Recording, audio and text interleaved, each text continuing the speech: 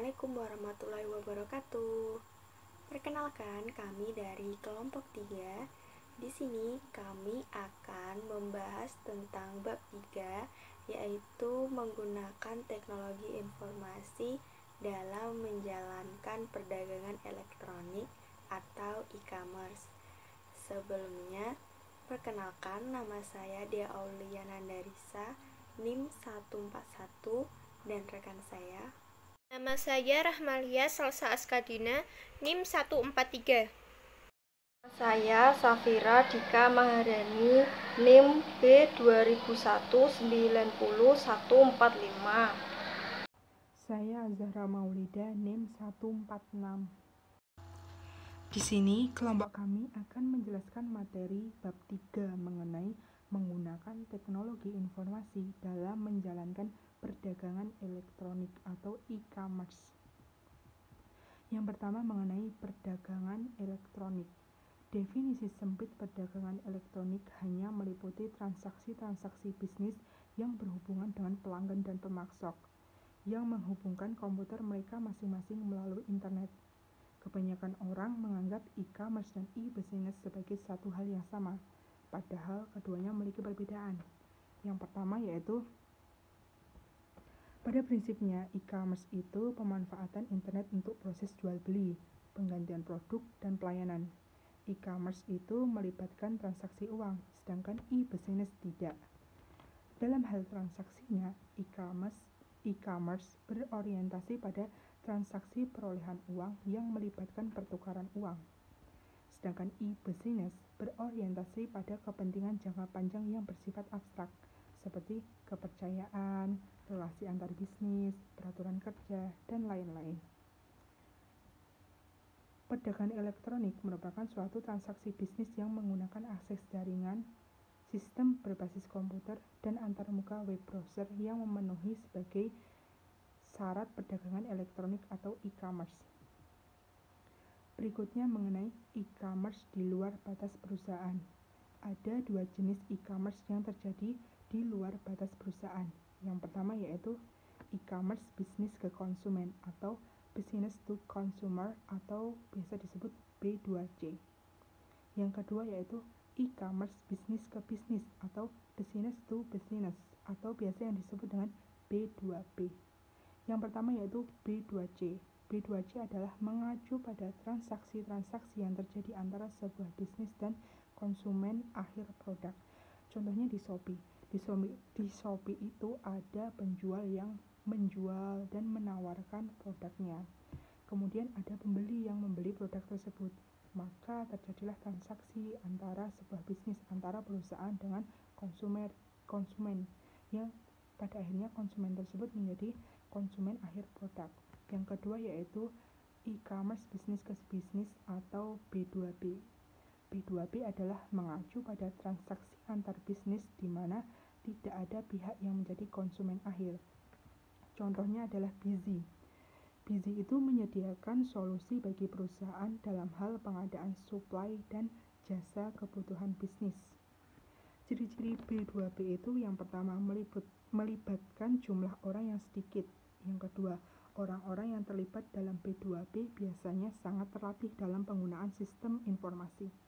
Yang ketiga, karena terjadi antar bisnis, maka jumlah transaksi B2B relatif kecil atau relatif lebih sedikit daripada B2C.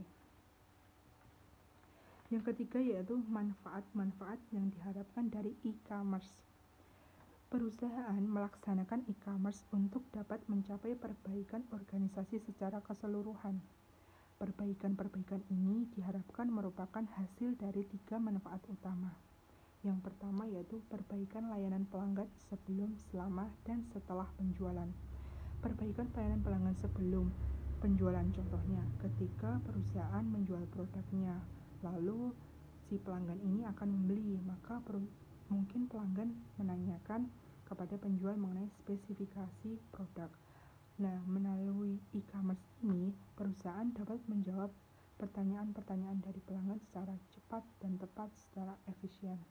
Lalu perbaikan pelayanan pelanggan selama penjualan.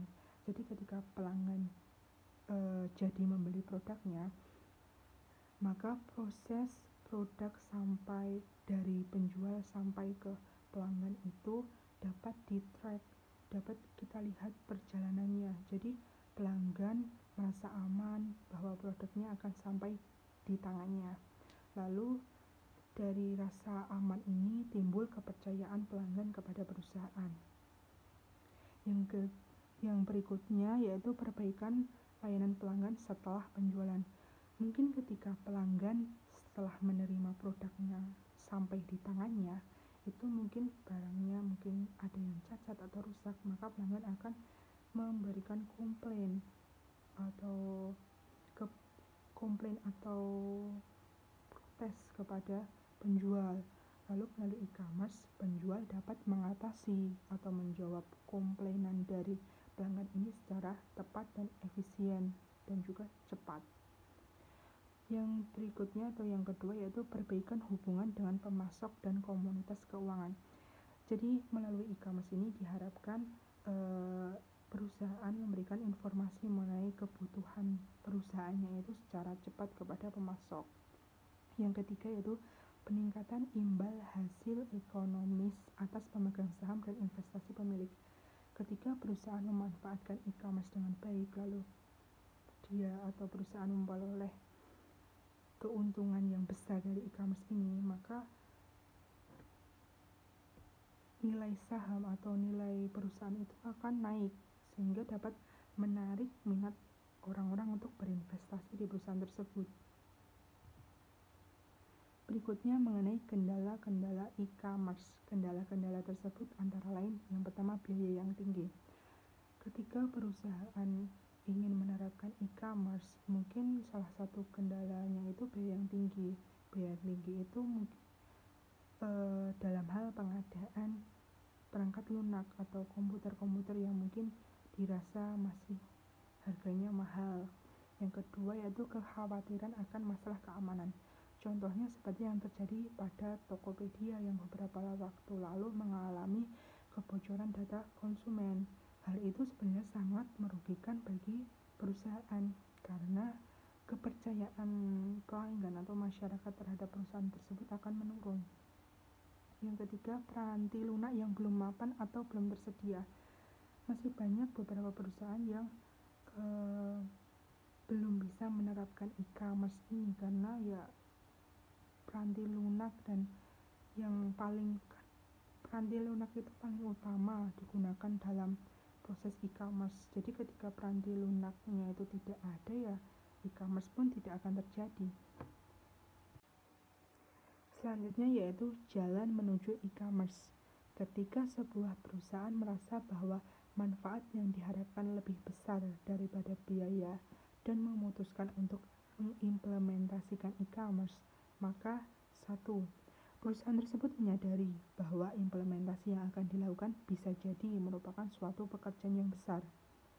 Jadi ketika perusahaan memutuskan untuk menggunakan e-commerce atau mengimplementasikan e-commerce dengan baik, dengan penuh sungguh-sungguh, maka e-commerce ini dapat memberi keuntungan yang besar, dapat memberi manfaat yang lebih besar lagi buat perusahaan tersebut. Yang kedua yaitu rencana bisnis yang strategis akan membakukan komitmen untuk menggunakan e-commerce guna meraih keunggulan kompetitif.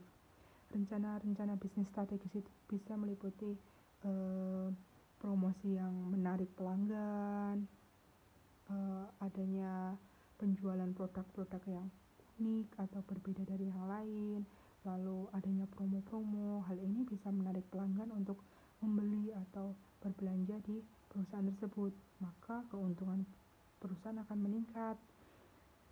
Yang ketiga yaitu perusahaan harus memperoleh kecerdasan bisnis untuk memahami peranan potensial yang akan dimainkan oleh masing-masing unsur lingkungan. Selanjutnya mengenai intelijensi bisnis atau business intelligence. Intelijensi bisnis atau business intelligence atau BI adalah aktivitas pengumpulan informasi mengenai unsur-unsur di dalam lingkungan yang berinteraksi dengan perusahaan. Mengapa sih business intelligence itu penting? Yang pertama, untuk mengidentifikasi tingkat pencapaian perusahaan. Yang kedua, untuk memonitor kinerja perusahaan dan mengidentifikasi masalah. Yang ketiga, untuk menggali lebih dalam sumber data yang ada. Berikutnya mengenai basis data eksternal. Dengan adanya basis data eksternal ini, perusahaan tidak harus mengumpulkan informasi lingkungannya sendiri. Perusahaan menggunakan berbagai basis data ini untuk mendapatkan kecerdasan bisnis, karena ia lebih cepat dan lebih murah daripada meneliti beragam jenis informasi. Yang ketiga, perusahaan menjadi semakin condong untuk melakukan pencarian eksternal sendiri untuk kecerdasan pasar. Perusahaan dapat memperoleh informasi melalui alamat-alamat web berikut, seperti contohnya www.lexis.nexis.com. Hal ini dapat perusahaan gunakan untuk mendapatkan informasi mengenai hukum, keuangan, dan pemerintah dari berbagai sumber. Yang kedua, www.dialog.com untuk memperoleh informasi mengenai berita, bisnis, dan sumber-sumber lain. Yang ketiga, mengenai inflasi, upah, dan data internasional. Hal itu dapat perusahaan akses melalui alamat www.bls.gov dan masih banyak lagi alamat web lainnya. Nah, selanjutnya yaitu mesin pencari. Mesin pencari ini merupakan salah satu program khusus yang menanyakan satu kata atau kelompok kata kepada pengguna untuk dicari. Nah, program ini kemudian akan mencari isi situs-situs web di internet untuk melihat apakah kata atau kata-kata tersebut terdapat di situs web tersebut. Sebagai contohnya, misalkan Anda menggunakan mesin pencari ini untuk menemukan ketersediaan sebuah kamar hotel. Selanjutnya yaitu strategi e-commerce dan sistem interorganisasional. Strategi yang paling sering disebut-sebut adalah strategi di mana unsur-unsur yang ada dikaitkan dengan transmisi data elektronik. Nah, nama yang diberikan untuk strategi ini adalah sistem interorganisasional atau IOS. Istilah yang sering digunakan untuk IOS ini adalah EDI atau Electronic Data Interchange atau pertukaran data elektronik. Nah, pertukaran data elektronik ini adalah salah satu cara untuk mendapatkan suatu sistem interorganisasional. Selanjutnya, sistem interorganisasional e-commerce. E-commerce merupakan salah satu hal fundamental bagi sistem interorganisasional. Pertukaran sejumlah besar data secara cepat dan aman merupakan hal yang kritis untuk mendukung transaksi-transaksi organisasi yang menggunakan teknologi informasi untuk bersaing. Nah, tanpa jaringan komunikasi dan kemampuan pemrosesan komputer, organisasi akan menjadi sebuah produksi maya dengan sedikit kemampuan yang dipergunakan untuk bisa menciptakan vitalisasinya. Selanjutnya yaitu manfaat dari IOS. Manfaat dari IOS itu ada 3. Manfaat IOS yang pertama itu dia efisiensi komparatif. Dia meliputi efisiensi internal dan efisiensi interorganisasional. Yang pertama, efisiensi internal. Efisiensi internal itu terdiri atas perbaikan dalam operasi-operasi perusahaan itu sendiri, sehingga memungkinkan perusahaan itu untuk mengumpulkan dan menganalisis data dengan cepat dengan mengambil keputusan dengan cara yang lebih cepat lagi. Yang kedua itu efisiensi interorganisasional. Dia meliputi perbaikan-perbaikan yang diperoleh melalui kerjasama dengan perusahaan-perusahaan lain. Manfaat yang kedua itu kekuatan penawaran. Dia meliputi fitur produk yang unik, menurunkan biaya yang berhubungan dengan penelitian, meningkatkan biaya perpindahan. Yang pertama, fitur produk yang unik. Fitur produk yang unik ini maksudnya itu hubungan-hubungan elektronik iOS memungkinkan perusahaan menawarkan pelayanan yang lebih baik dengan pengiriman yang lebih cepat. Yang kedua, menurunkan biaya yang berhubungan dengan penelitian. Maksudnya, dengan bergabung dalam suatu iOS, perusahaan itu dapat menurunkan biaya belanja yang ditanggung oleh para pemasok. Terus yang ketiga itu meningkatkan biaya perpindahan. Maksudnya itu sebuah perusahaan ingin membuat mahal baik itu biaya dan atau kemudahan bagi para pelanggannya untuk berpindah ke perusahaan pesaingnya. Nah, manfaat yang ketiga itu penambahan persediaan oleh vendor. Ini maksudnya satu jenis iOS khusus di mana pelanggan itu memberikan cukup kepercayaan kepada pemasok untuk mengizinkannya mengakses sistem persediaan berbasis komputer yang dimilikinya. Nah, selanjutnya EDI, Electronic Data Interchange. EDI terdiri atas transmisi data langsung komputer ke komputer dalam satu format struktur yang dapat dibaca oleh mesin. EDI ini adalah implementasi dominan dari suatu iOS. Lebih dari 2/3 e-commerce dilaksanakan dengan menggunakan EDI. Jika dibandingkan dengan alternatif iOS lainnya, meskipun EDI lebih mahal dan merepotkan daripada sistem komunikasi iOS yang baru, EDI tetap merupakan metode yang terdepan. Selanjutnya itu ada extranet. Extranet adalah cara lain dari membuat suatu iOS. Cara ini memungkinkan dibaginya informasi berbasis komputer yang sensitif dengan perusahaan lain dengan menggunakan teknologi informasi yang umumnya dihubungkan dengan internet. Perusahaan menggunakan extranet melalui kolaborasi dengan pemasok dan pelanggan besar yang telah dipercaya. Keamanan dan privasi mendapat perhatian yang serius, sehingga extranet biasanya diamankan di balik suatu firewall. Terus selanjutnya yaitu sekutu-sekutu bisnis proaktif dan reaktif. Sponsor iOS biasanya mengambil pendekatan proaktif, yaitu merangsang minat akan iOS dan mendorong partisipasi di dalam jaringan.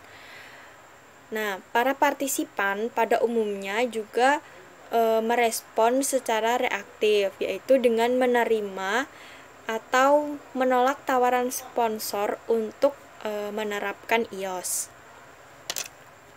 Selanjutnya, pengaruh penerapan.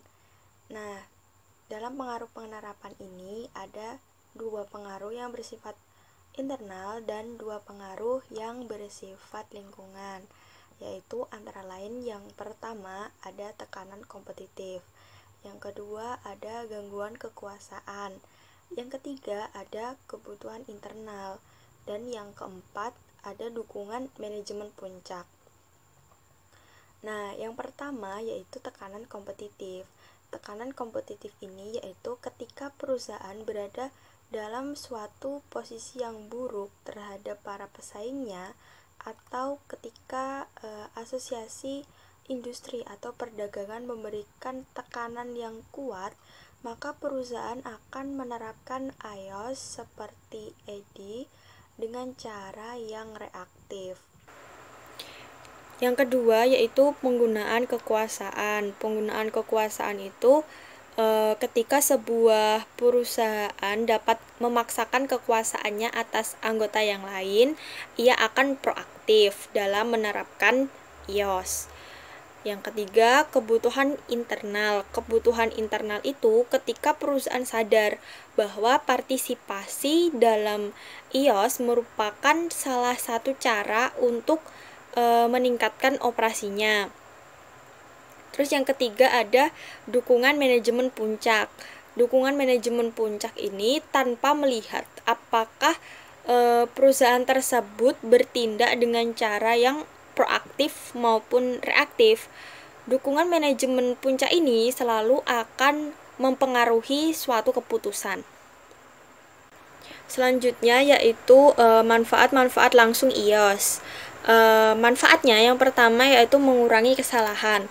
Yang kedua, menurunkan biaya. Yang ketiga, meningkatkan efisiensi operasional. Nah, yang pertama yaitu mengurangi kesalahan. Dengan adanya keharusan untuk memasukkan data yang masuk ke dalam suatu sistem, kesalahan entry data ini dapat dikurangi. Yang kedua, menurunkan biaya. Menurunkan biaya ini dapat direalisasikan dengan menghilangkan pekerjaan-pekerjaan yang berulang, menghilangkan dokumen kertas, dan mengurangi pekerjaan manual penyebaran dokumen kertas dalam suatu organisasi. Terus yang ketiga itu meningkatkan efisiensi operasional. Meningkatkan efisiensi operasional ini sebagian besar dimungkinkan oleh edit dan extranet. Yaitu manfaat-manfaat tidak langsung iOS. Antara lain, 1. Meningkatkan kemampuan untuk bersaing.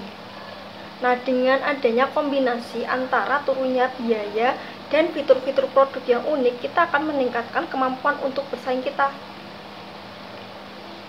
Lalu, yang kedua, memperbaiki hubungan dengan sekutu dagang. Dengan adanya hubungan yang akan timbul dengan sekutu dagang kita, yaitu untuk mencapai tujuan dan keuntungan yang sama. Yang ketiga yaitu memperbaiki layanan pelanggan. Yang sekarang ini yaitu kecepatan komunikasi elektronik yang membawa pelayanan pelanggan yang lebih baik dengan mudahnya jaringan sekarang yang tersebar luas. Selanjutnya yaitu strategi B2C untuk e-commerce. Mengapa memahami strategi bisnis untuk e-commerce B2C menjadi lebih penting? Kenapa? Yaitu semakin banyaknya jumlah produk dan jasa yang tersedia untuk pengiriman digital, ketakutan terhadap pencurian informasi seperti info kartu kredit telah digantikan dengan penerimaan. Lalu semakin banyaknya pelanggan yang mampu mengatasi keengganan mereka untuk melakukan pembelian menggunakan web, dan kecepatan komunikasi yang tinggi dengan membuat pengiriman produk yang praktis.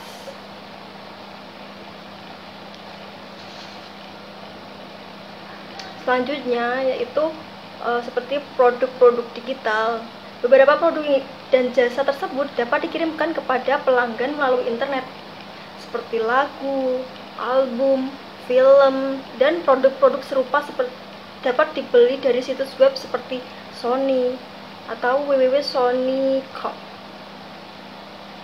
Suatu perbedaan utama antara produk-produk digital dengan produk-produk fisik adalah bahwa produk digital dapat digunakan begitu selesai di-download, sedangkan fisik bisa langsung seperti itu. Lalu produk-produk fisik itu seperti apa ya? Untuk produk-produk fisik itu barang-barang fisik tidak dapat dikonsumsi melalui web. Sebagai gantinya harus dikirim ke pelanggan. Pesanan penjualan dapat diambil alih oleh web, tapi pengiriman harus tetap dilakukan. Berkembangnya perusahaan pengiriman surat atau barang swasta seperti FedEx dan UPS telah secara langsung membantu e-commerce eceran. Perusahaan ini memberikan sejumlah metode pengiriman alternatif yang berbeda. Lalu ada lagi penjualan maya versus campuran. Penjualan maya atau virtual sales adalah penjualan yang dilakukan oleh sebuah perusahaan yang tidak mengoperasikan tempat berjualan fisik. Dengan penjualan maya tidak ada tuk di mana pelanggan dapat masuk dan membeli produk. Lalu, untuk penjualan campuran terjadi ketika perusahaan memiliki tempat penjualan secara fisik dan website di mana konsumen dapat membeli produk secara online. Seperti itu. Penjualan elektronik, maksudnya pemerintahan elektronik, yaitu pemerintahan yang dapat mengambil manfaat dari e-commerce. Suatu contoh adalah pengisian SPT online yang sudah dilaksanakan oleh Ditjen Pajak. Sertifikat pajak adalah cara bagi pemerintah daerah untuk menagih pajak bumi dan bangunan yang belum dibayar. Seorang individu atau perusahaan akan memberikan penawaran untuk properti yang memiliki pajak tertunggak, membayar pajak tersebut dan menagih pajak dari pemiliknya plus jumlah bunga atau pajak yang terutang. Untuk e-commerce berikutnya, langkah-langkahnya yaitu perdagangan bergerak atau mobile e-commerce atau m-commerce adalah menggunakan telepon seluler dan asisten digital pribadi atau personal digital assistant PDA untuk melakukan e-commerce nirkabel. Nah, nirkabel berkelas bisnis di semua tempat.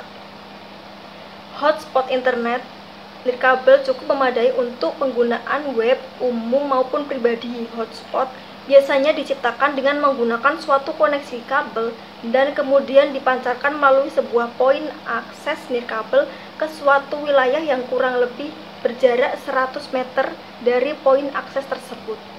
Komunikasi nirkabel yang kecepatannya cukup memadai untuk menyediakan jasa komunikasi yang sama dengan telepon seluler akan memuaskan terciptanya komputerisasi nirkabel di semua tempat. Ada juga menggunakan internet. E-commerce tidak mungkin terjadi tanpa adanya jaringan yang berhubungan pelanggan dengan organisasi. Seperti itu. Selanjutnya yaitu World Wide Web atau WWW. World Wide Web atau WWW atau web adalah informasi yang dapat diakses melalui internet di mana dokumen-dokumen hypermedia disimpan dan kemudian diambil dengan cara menggunakan metode pemantauan alamat digital. Contohnya ada beberapa istilah umum dari WWW antara lain seperti situs web. Situs web yaitu sekumpulan web yang terhubung dengan satu komputer dengan internet dan menyimpan link file hypermedia melalui link hypertext. Apa itu hypertext? Link hypertext. Nah, link hypertext yaitu suatu petunjuk yang terdiri atas teks atau grafik yang digunakan untuk mengakses hypertext disimpan di semua alamat situs web. Yang ketiga yaitu halaman web. Halaman web yaitu suatu file hypermedia yang tersimpan pada satu alamat situs web yang unik. Lalu hypertext. Hypertext yaitu halaman pertama suatu web sebelum mengakses web lain. Browser. Yang kelima, browser. Browser adalah piranti lunak yang dirancang untuk menemukan dan membaca file-file di internet yang ditulis dalam bahasa hypertext. Yang keenam, Universal Resource Locator atau URL, yaitu alamat suatu situs web. Selanjutnya yang ketujuh yaitu protokol, sekumpulan standar yang mengatur komunikasi data. Yang ke-8 yaitu nama domain. Nama domain yaitu alamat di situs web di mana halaman disimpan. Yang ke-9 yaitu path. Path adalah suatu directory atau subdirectory dan file tertentu di situs web. Cyberspace dan superhighway informasi. Istilah cyberspace diperkenalkan pada 1984 ketika penulis dari William Gibson menggunakan dalam bukunya Neuromancer untuk menggambarkan suatu masyarakat yang telah menjadi budak teknologi. Kini cyberspace berarti dunia internet dan World Wide Web. Istilah superhighway informasi digunakan dalam konteks yang sama tetapi tidak ada suatu kesepakatan penuh mengenai dampak akhirnya pada masyarakat. Istilah ini biasanya digunakan untuk menggambarkan suatu kekuatan positif yang memberikan akses atas seluruh informasi yang terdapat dalam masyarakat modern kita. Selanjutnya, standar internet. Salah satu alasan utama mengapa internet dan web telah diterima dengan tangan terbuka oleh para pengguna komputer di seluruh dunia adalah karena keduanya bekerja sama sebagai suatu sistem tunggal yang dapat digunakan dalam platform komputer apapun.